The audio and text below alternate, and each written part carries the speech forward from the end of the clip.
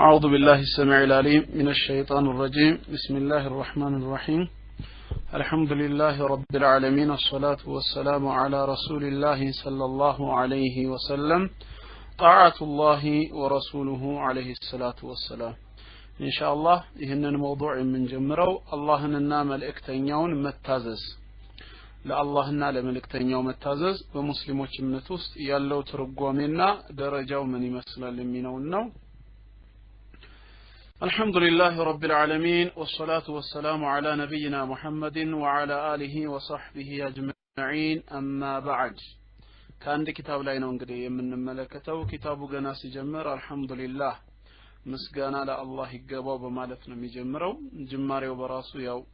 የእስላምን ህግና ሸሪዓ የተከተለ ነው ነብያችን አለይሂ ሰላቱ ወሰለም من لم يبدأ بحمد الله كل امر ذي بال لا يبدأ بحمد الله فهو اقطع እንዳሉት አላህን በማመስገን ወይም የአላህን ስም በመጥራት ያልተጀመረ ነገር በረካው የተቋረጠ ነው ብለዋል ስለዚህም ምስጋና ለአላህ በማቅረብ ጅማሬ አድርጓል አላህ ብሎ ማለት ረብል ዓለሚን የዓለማት ጌታ ነው ወሰላቱ ወሰላም የአላህ ረህመትና ሰላሙ ደግሞ على ነብይና ሙሐመድን በነብያችን አለይሂ ሰላቱ ወሰላም ላይ وعلى آله እንደዚሁም በቤተሰቦቻቸው وصحبه የሳቸውን አርአያ ፈለግ በመልካም ለተከተሉ ባልደረቦቻቸው አጅማዒን በሁሉም ላይ ይሁን ይላል أما بعد البسملة والحمد لله بسم الله كتبالنا الحمد لله رب العالمين كتبال በኋላ አሁን ላቀርብላችሁ የምፈልገው እንደማለት ነው የጻሐፊው ሐሳብ فإن الإسلام اسلمنا ማለት يوجب على المسلمين أن يحب كل واحد منهم لأخيه ما يحب لنفسه እያንዳንዱ ሙስሊም የሆነ ሰው ለራሱ የሚወደውን መልካም ነገር ለሙስሊም ወንድሙ እንዲወድለት ያዛል ማለት ነው ግድም ያደርጋል በዛው ተቃራኒ ويكره له ما يكره لنفسه ለራሱ የሚጠላውን እንዲቀርበው የማይፈልገውን መጥፎ ነገር በተክላላ ለወንድሙም ሊጠላ ግድ ነው ማለት ነው وينصح له እንደዚሁም ሊመክረው ይገባል اذا غاب ከሱ በሚርቅበት ሰዓት አላህን በመፍራት ትእዛዙን በመጠበቅ ሊመክረው አው ሐደረ ወይም አንድ ላይ በሚሆንበትም ጊዜ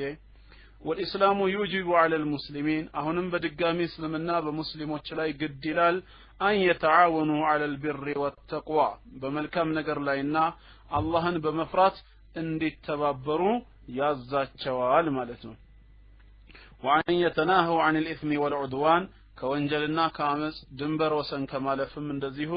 እንዲከላከሉ ያዛቸዋል وان يعتصموا بحبل الله جميعا ሁሉም በአላህ የማመን ገመድ በላ ኢላሃ ኢላላህ ሙሐመዱር ረሱሉላህ አለይሂ ሰላቱ ወሰላም እንዲተሳሰሩ አንድ እንዲሆኑ ማለት ነው ولا يتفرقوا በዚህ እምነታቸውም እንዳይለያዩ ያዛቸዋል وقد قال تعالى الله በቅዱስ ቃሉ ሲናገር ምን ብለዋል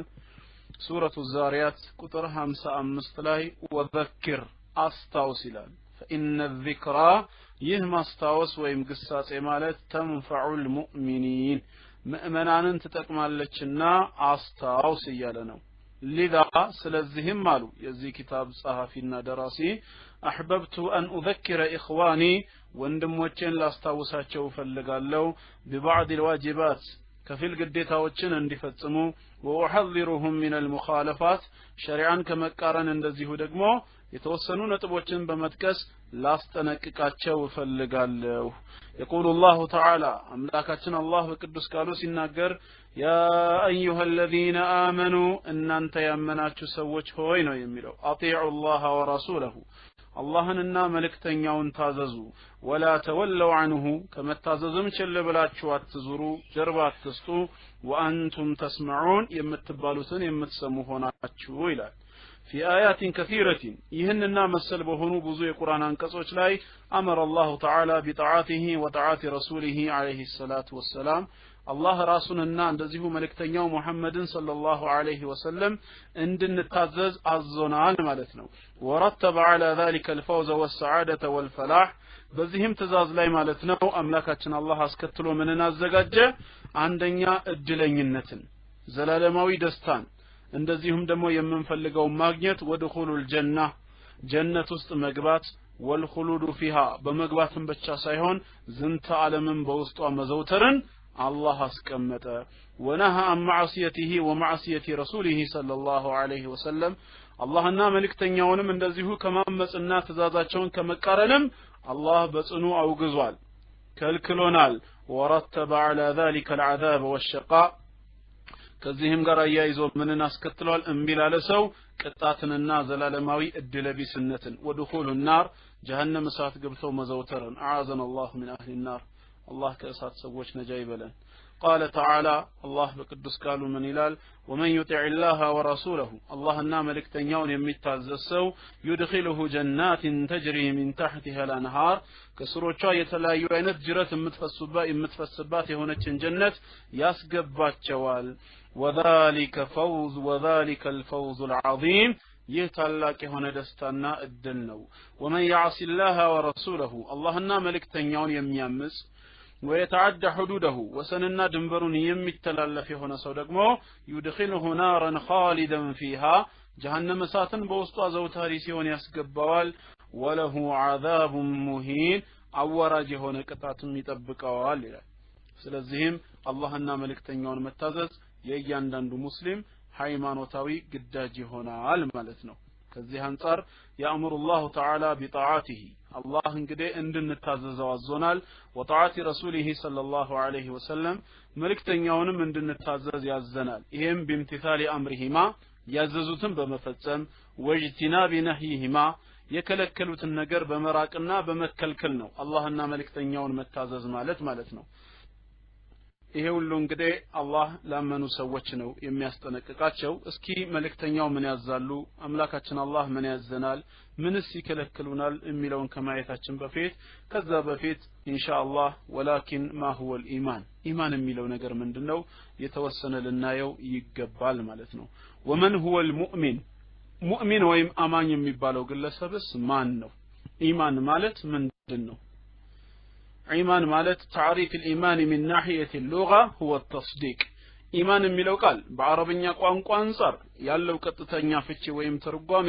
التصديق አንድ ነገር እውነት ብሎ ማረጋገጥ እውነት ብሎ መቀበል ኢማን ተብሎ ይጠራል ማለት ነው ማረጋገጥ እውነት ማለት وفي الشرع ሃይማኖታዊ ፍቺው ግን ምንድነው ኢማን ቢባል قول باللسان بملاس مناغن راد بالقلب بلب مامننا وعمل بالجوارح በአካላችን ተግብሮ መገኘት ማለት ነው እነዚህ ሶስት ነገሮች የኢማን ትርጓሜ ናቸው እምነት ሲባል የልብ ዕውቅና ብቻ ሳይሆን አልኢዕቲቃዱ ቢልጂናን በልባችን ዕውቅና ሰተን አውቀን ያመንነው ነገር ወንጥቅ ቢልሊሳን ምላሳችን ስለዛ ነገር ምስክርነት የሰጠው የተናገረውና ወልዓመል ቢልአርካን በሰውነት አካላቶቻችን ደግሞ በስራ የገለጽነው ነገር ኢማን ተብሎ ይጠራል ስለዚህ እነዚህ ሶስት ነገሮች ምንድናቸው የኢማን መገለጫ ናቸው አንዱ ከሌላው ማግለል አይችልም አንደኛ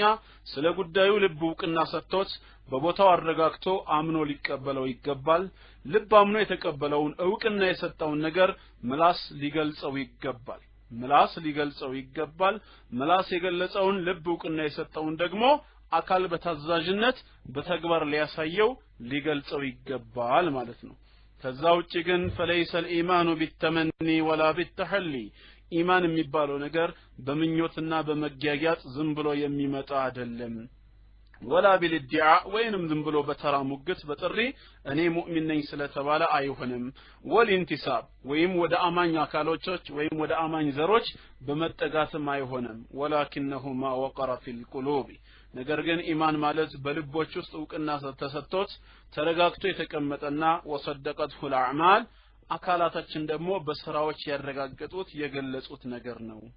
وفي القرآن በቅዱስ ቁርአን ውስጥ ما يقرب من 50 آية ወደ 50 የሚሆኑ የሚጠጉ የቁርአን አያቶችን እናገኛለን يقرن الله فيها الإيمان بالعمل الصالح الله ኢማንን ወይም እምነትን ከመልካም ስራ ጋር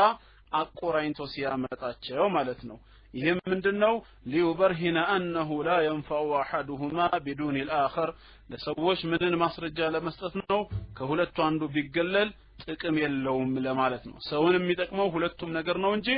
አንዱ ተገልሎ አይደለም የሚለው ነገር ሰዎች ይገባቸው ዘንዳ አላህ ያብራራልናል قال تعالى من الى الله ان الذين امنوا وعملوا الصالحات እነዛ ያመኑና መልካም ስራ የሰሩ ሰዎች ኢና ላ ኑዲዑ አጅረ መን አሕሰነ ዐመላ ስራን ያሳመረ ሰውን ምንዳ እኛ እናባክንም አናጠፋም ይላል ጌታችን በሌላም ቦታ ኢነል ለዚነ አመኑ ወዐሚሉ ሷሊሓት እነዛ ያመኑና መልካም ስራዎችን የሰሩ ለሁም ጀናቱ ነዒም የጸጋ ገነቶች አሏቸው ይላል በሌላ ቦታ ደግሞ ኢነል ለዚነ አመኑ ወዐሚሉ ሷሊሓት እነዛ ያመኑና መልካም ስራዎችን የሰሩ ካነት ለሁም ጀናቱል ፊርደውስ ኑዙላ ለአላይ ገነት መስተንግዶ ፊርደውሰል ጀና አላቸው እያለ ነው በሌላም ቦታ ደግሞ ኢነል ለዚነ አመኑ ወዐሚሉ ሷሊሓት እነዛ ያመኑና መልካም ስራ የሰሩ ሰዎች ለሁም ጀናቱን ተጅሪ ሚን ተሕቲሃ አልአንሃር ከስሮቿ የተለያዩ አይነት ጅረት የሚፈሱባት ጀነት አላቸው ذلك الفوز الكبير ይህ ታላቅ ዕድልና መደሰት ነው ይላል ስለዚህ ሁለቱ ነገሮች የሚለያዩ አይደሉም ማለት ነው አንድ ላይ የሚያያዙ ናቸው እምነትና መልካም ስራ ኢማን ብሎ ማለት እንግዲህ ይሄ ነው በዚህ ተግባር ላይ ደግሞ የተገኘ ሰው ምን ይባላል ማለት ነው ሙእሚን ተብሎ ይጠራል አላህ በሱረቱል ዐስር ላይ ሲናገር ምን ይላል ወልዐስር ይላል በጊዜያት እምላለሁ ይላል አምላካችን አላህ በሚፈልገው ነገር መማል ይችላል ሁሉ ነገር የሱ ንብረት ነው ሁሉ ነገር የሱ የጥበቡና የችሎታው የፍጥረቱ ስራ ውጤት ስለሆነ እሱ በፈለገው ነገር ይምላል ምንም ነገር ማድረግ የማይችለው ፍጡር ግን ሰው በአላህ ስም ካልሆነ በስተቀር ሌላ በማንንም አይምልም ታዲያ ይሄ ጌታችን በጊዜያት እምላለሁ ካለ በኋላ እግረ መንገድ ያው በጊዜም ሲምል የጊዜን ደረጃ ለሰዎች ለመግለጽ ነው ወቅት በሙስሊሞች ህይወት ውስጥ ሊኖረው የሚገባው ትልቅን ቦታ እያስተማረን ነው ከዛም የመሐላ ዓላማና ግቡን ኢነል ኢንሳነ ለፊ ኹስር ሰው የተባለ በጠቅላላ በከሳራ ውስጥ ነው በማለት ይገልጻል ሰው ሁሉ ከስሯል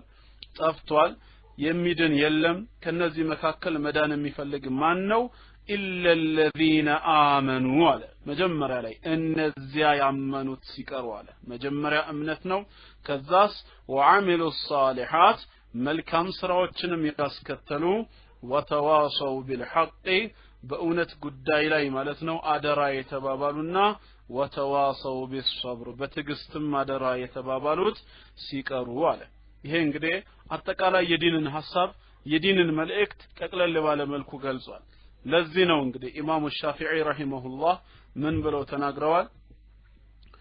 أن لو ما أنزل الله حجة على خلقه إلا هذه السورة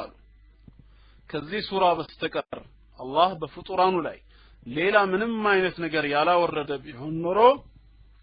ለከፈትሁም ትበቃቸው ነበር ነው ያሉት እቺ ሱራ ብቻ ለሰው ልጆች የህይወት መመሪያ ብቻዋን በቂ ነች አሉ ካስተነተኑ ሁሉንም መንገዶች አጠቃላይ አጠቃላ ስለያዘች ማለት ነው ተግባባን አሁን ያው ወተዋሰው ቢልሐቅ በእውነት አደራ የተባባሉ ሲባል ግልጽ ነው يعني هو الحث على فعل الواجبات وترك المحرمات واجب ወይም ግዳጅ የሆኑ ነገሮችን መፈጸምና حرام የሆኑ ነገሮችን መተውን መመካከርን ይይዛል ማለት ነው وهو العمل بكتاب الله وسنة رسول الله صلى الله عليه وسلم بالله مصحفنا بنبياتنا صلى الله عليه وسلم سنة متغبر والتواصي بالصبر على الأذى في سبيل الله በትግስትም አደራ የተባባሉት ሲል ደግሞ ምን ማለት ነው ይህን በአላህ መንገድ ላይ ሆኖ ለሰዎች ሲያስተምር አንድ ሰው መከራ ሊደርስበት ይችላል አላህ ሊፈትነው ይችላል በሚደርስበት መከራ ችግር ሰብር ማድረግ የሚለውን ያካትታል ማለት ነው ለማንኛውም ወሰብሩ على ثلاثه اقسام ያው ሰብር ወይም ትግስት ሲባል በሶስት ክፍል ነው የሚታየው ታገስ ሰብር አድርግ ሲባል ከምንድነው መታገሰው ሰብር የማደርገው ከምንድነው ቢል አንድ ሰው ሰብር በሶስት ነገሮች ላይ ነው አንደኛ ሰብሩን አላ ጣዓቲላህ በአላህ ትእዛዝ ላይ ትግስተኛ መሆን ይሄ ማለት ምን ማለት ነው ቢአደሚ ተርኪያ ማለት ነው እንዳይተወው ሁሌም በዘውታሪነት አላህ ያዘዘውን ነገር በመተግበር ፍጹም ታጋሽ ሆኖ መገኘት በዛ ነገር ላይ እየሰራ ሳያቋርጥ ማለት ነው በዛ ነገር ላይ ተግብሮ መገኘት ሁለተኛው ደግሞ ወሰብሩን አማዕሲየቲላህ አላህን ከማመጽ የአላህን ትእዛዝ ከመጣስ ሰብር ማድረግ ማለት ነው ይሄም በምንድነው ቢአደሚ ፊዕሊሃ በፍጹም ላይ ሰራው ላይ ተገብረው ሁሌም ነፍስያው ቢፈታተነውም ሰብረኛ ሆኖ መቀጠል ይሆናል ማለት ነው ሶስተኛው ደግሞ ሰብር ምንድነው ወሰብሩን አላ አቅዳሪላህ በአላህ ውሳኔ ላይ ሰብር ማድረግ አላህ በሱ ላይ በወሰነበት ነገር የጌታዬ ውሳኔ ነው ብሎ ወዶ ይቀበል መቆጣት ወይንም ደግሞ ማማረር አይገባውም ማለት ነው እነዚህ በጠቅላላ የሰብርን መንገዶች ያሳዩናል ማለት ነው ሁለተኛው ወሰብሩን አን ማዕሲየቲላህ አላህን ከማመጽ የአላህን ትእዛዝ ከመቃረን ሰብር ማድረግ ይሄ ማለት ቢአደሚ ፊዕሊሃ ላለ መስራት ማለት ነው ነፍስያ ይፈታተናዋል ብዙ ወስዋሶች ይቀርቡበታል እምቢ አላምጾም ብሎ ግን በአቋም ላይ መጽናት ሌላኛው የሰብር ገጽታ ነው ልክ በትእዛዝ ላይ ቀጥ ማለት ሰብር እንደሆነ ሁላ አመጽ ላይ ላለመሄድ ደግሞ ራስን ቆጥቦ መገኘት የሰብር ገጽታ እንደሆነ ሁላ ማለት ነው ኦኬ قال الله تعالى الله من إلى البقدس قالوا لي يا أيها الذين آمنوا أن أنت أمناتوا سوتشوي استجيبوا لله وللرسول إذا دعاكم لما يحييكم اللهنا ملائكتኛው በዱንያም ሆነ በአኺራ እናንተን ህያው ሊያደርጋችሁ ወደሚችል ነገር በጠሯችሁ ሰዓት እሺ በሉ ጥሪያቸውን አዳምጡ ይላል እንዴት ነው አምላካችንን አላህንና ነብያችን ሰለላሁ ዐለይሂ ወሰለምን እሺ የምንለው ቢባል ብዙ መንገዶች አሉ ከነዚህ መንገዶች የተወሰነውን ነው የሚገልጽላችሁ አንደኛ فمن الاستجابة لله ورسوله ለአላህና ለመልእክተኛው እሺ ማለት መታዘዝን ከሚገልጹ መንገዶች ውስጥ تحقيق التوحيد بإخلاص النية والعمل لله وحده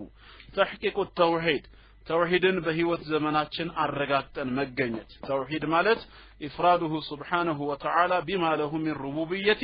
وألوهية والأسماء والصفات الله በጌትነቱ እሱ ብቸኛ ጌታ ነው ليس له شريك في الخلق بمفتر تغاري የሌለው አንድና ብቸኛ አምላክ ነው እንደዚሁም ደግሞ በዒባዳ ረገድ ከአላህ ውጪ ሌላ የሚመለክ የለም ወላ ኢላሃ ገይረሁ እውነተኛ አምልኮ የሚገባው ከሱ ውጪ ማንም የለም ዒባዳ ለአላህ ብቻ ይገባዋል እንደዚሁም ወሊላሂ الاسماء الحسنى እጅግ የተዋቡና ያማሩ ውብ ስሞች የጌታችን መለያ ባህሪዎች ናቸው ወሲፋቱል ዑላ ላቅ ያሉ ደግሞ ባህሪያቶች አሉት እነዚህን ነገሮች ለአላህ ብቻ በማድረግ ተውሂድን በህይወት ዘመኑ አንድ ሙስሊም አረጋግጦ መገኘት بإخلاص النية ይህንንም ሲያደርግ አንደኛ ንያውን አሳምሮ ለአላህ ብቻ ማድረግ ማለት ነው ንያውን ለአላህ ብቻ ያደርጋል ወልዓመሊ እንደዚሁም ስራውንም ጭምር ሊላሂ ወህده ለአንድ አላህ ብቻ በማድረግ የሰው ይውልኝ ስሙልኝ ወይም ሌላ ነገር ሳይፈልግ ማለት ነው ይህንን ማድረግ አለበት ሌላው ሁለተኛው ومن الاستجابة لله ورسوله አላህና መልእክተኛውን እሺ ማለት አላህና መልእክተኛውን መታዘዝ ከሚገለጽባቸው መንገዶች ሁለተኛው ምንድነው አዳኡ الصلوات الخمس في اوقاتها አምስት ወቅት ሰላቶችን በጊዜያቸው መስገድ አላህ እንዳዘዘን የአምስት ወቅት ሰላት ስግደትን መፈጸም مع الجماعات كهبرت كجماعه ጋር ሆኖ حيث انها عماد الدين ምክንያቱም ሶላት ምንድነች ለዲን ምሰሶነችና وعظم اركان الاسلام بعد الشهادتين كشهادتين ቀጥሎ በእስልምና አምስት ማዕዘኖች ውስጥ ትልቅ ደረጃ የተሰጠው ሶላት ስለሆነ ስለዚህም فمن اقامها ሶላት ወቅቱንና ስርዓቱን ጠብቆ ያቋቋማት የሰገዳት ሰው فقد اقام دينه ይህ ሰው በርግጥም ሃይማኖቱን ምን አድርጓል ጠብቋል አቁሟል ومن ضيعها ያባከናት ሰው ደግሞ فقد هدم دينه ሃይማኖቱን አበላሽቷል ማለት ነው ሃይማኖቱን አፍርሷል ስለዚህም አምስት ወቅት ሰላትን መጠበቅ አለብን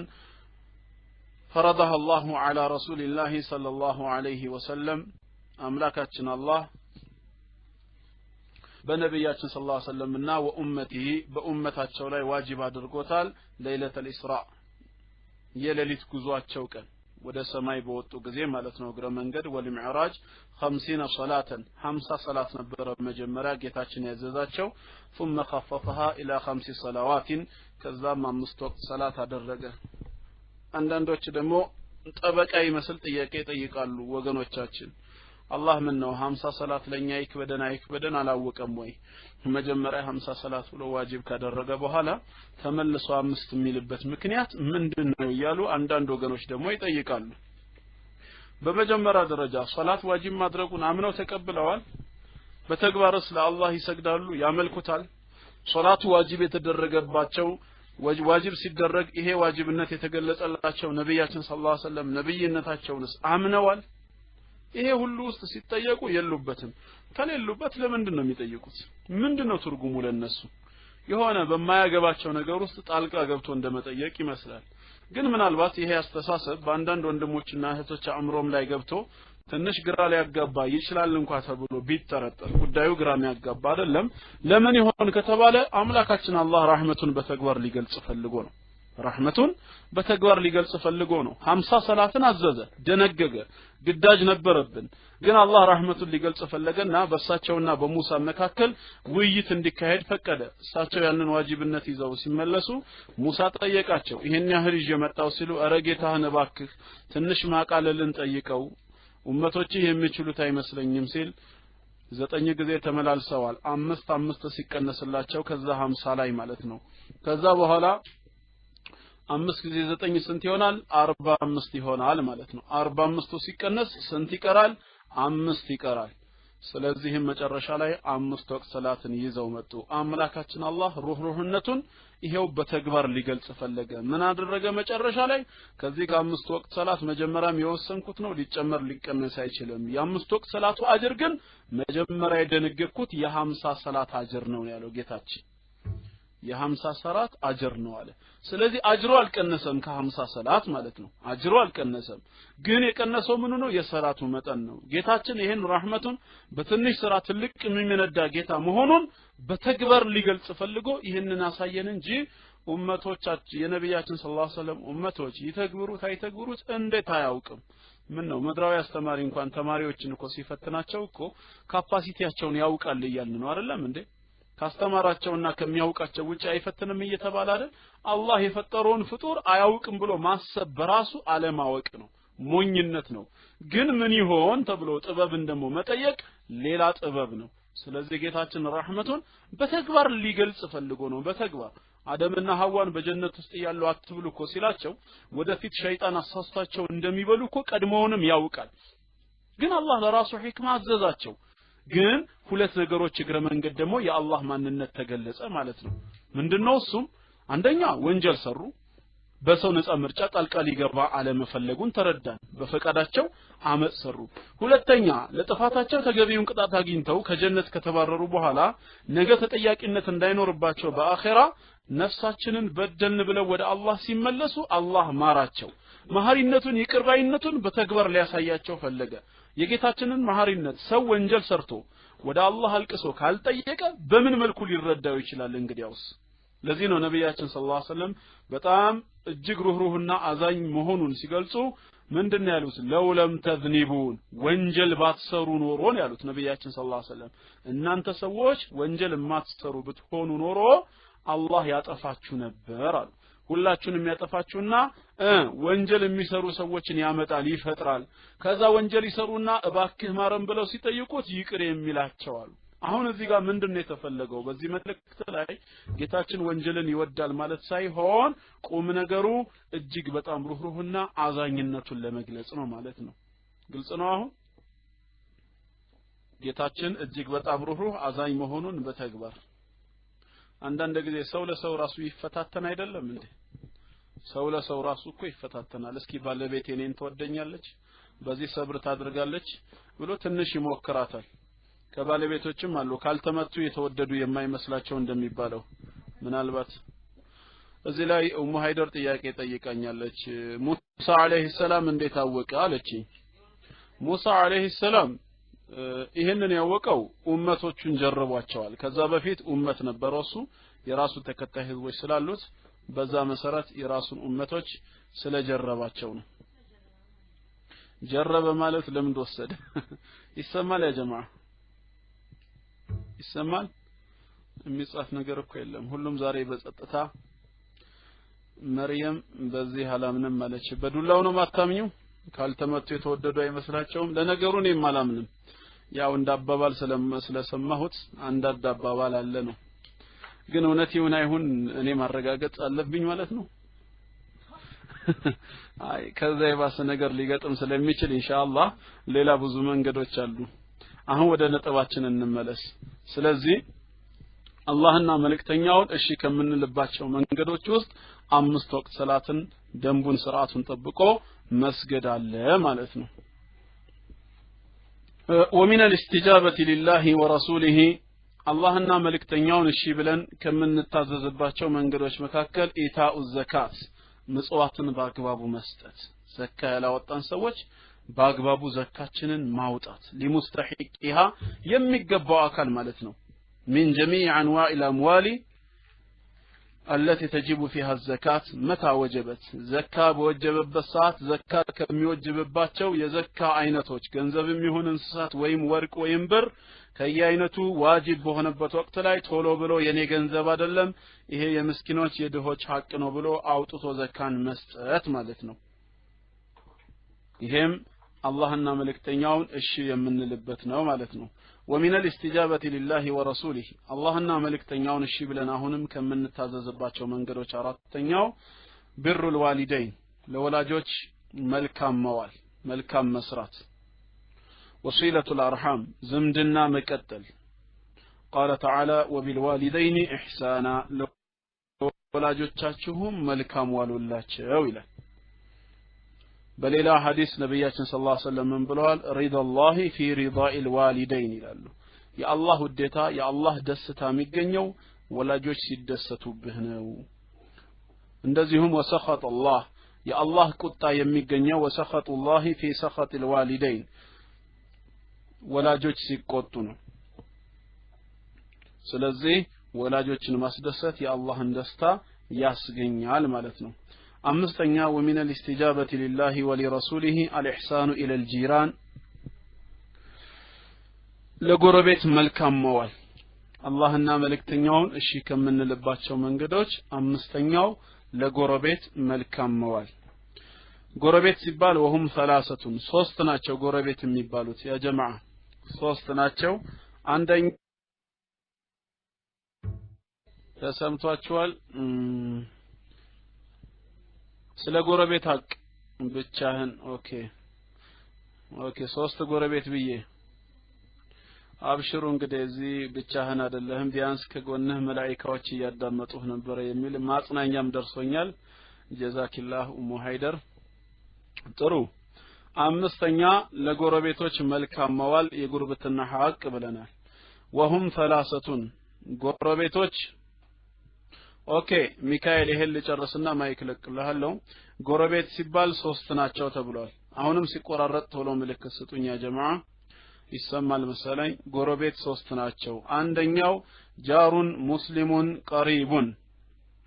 ጎረቤት ነው ሙስሊም ነው የቅርብ ዘመድ ነው ለሁ ثلاثه حقوق ይህ ሰው ባንተ ላይ ሶስት መብቶች አሉት ሐቁል ኢስላም አንደኛው የሙስሊምነት የኢስላም ሐቅ አለው እንደ ሙስሊምነቱ ልታደርግለት የሚገባው ግዳጅ ሁለተኛ ወሐቁል ጂዋር የጉርብትና ሐቅ አለው እንደ ጎረቤትነቱ ልታደርግለት የሚገባ መብት ሶስተኛ ሰላም አለይኩም ያ ጀማዓ ሲቋረጥ ምልክት ያውና አይታየኝም እንግዲህ እናንተ እየሰጣችሁኝም ሊሆን ይችላል እና የመጀመሪያው ጎረቤት ባለ ሶስት ሐቅ አለው ብያቸዋለሁ በሙስሊምነቱ የኢስላም ሐቅ አለው በዝምድናው የዝምድና ሐቅ አለው በጉርብትናው የጎረቤት ሐቅ አለው እነዚህን ሶስቱን ሐቆች ሁሉ ያካተተ አንድ ጎረቤት ይባላል ተግባባን ይሄ አንደኛው የጎረቤት አይነት ነው ጎረቤት ሶስት አይነት ነው ብለናል አንደኛው ነው ይሰማል አሁንስ ኦኬ ሁለተኛው ደግሞ ማን ነው ሁለተኛው ጎረቤትህ ነው አሁንም ሰውየው ሙስሊምም ነው ጎረቤትህ ነው ሙስሊምም ነው ይሄ ሰው ሁለት ሐቅ አለው ሐቁል ጂዋር የጉርብትና ሐቅ አለው ወሐቁል ኢስላም የኢስላም ሐቅ አለው በእስልምናው እንደዚሁም በጉርብትናው ሶስተኛው ደግሞ ይሄን ተግባባን አይደል ሶስተኛው ወጃሩን ካፊሩን በእምነቱ የሌላ ሃይማኖት ተከታይ ነው ካፊር ነው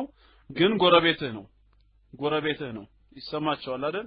ይሄ ሰው የምን ሐቅ አለው ሐቁል ጂዋር የጉርብትና ሐቅ አለው ማለት ነው ነብያችን ሰለላሁ ዐለይሂ ወሰለም ምን አሉ ማዛለ ጅብሪሉ ዩሲኒ ቢልጃር ጅብሪል በጎረቤት ጉዳይ እኔን አደራ ከማለት ወሲያ ኑዛዜ ከመናገር በፍጹም አልተወገደም እስከ መቼ ድረስ حتى ظننت انه سيورثه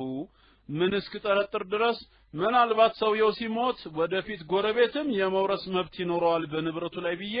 እስክጠረጥር ድረስ አሉ ተመልከቱ እንግዲህ የጎረቤትና ሐቅ በእስላም ላይ በንብረት ላይ የመውረስ መብት ይኖረዋል ብዬ ተግባባን ያ ጀማዓ በሌላ ሐዲሳቸው من كان يؤمن بالله واليوم الآخر فليكرم جاره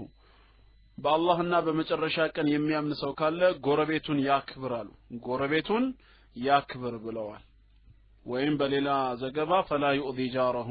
ጎረቤቱን አዛ አያድርግ አያስቸግር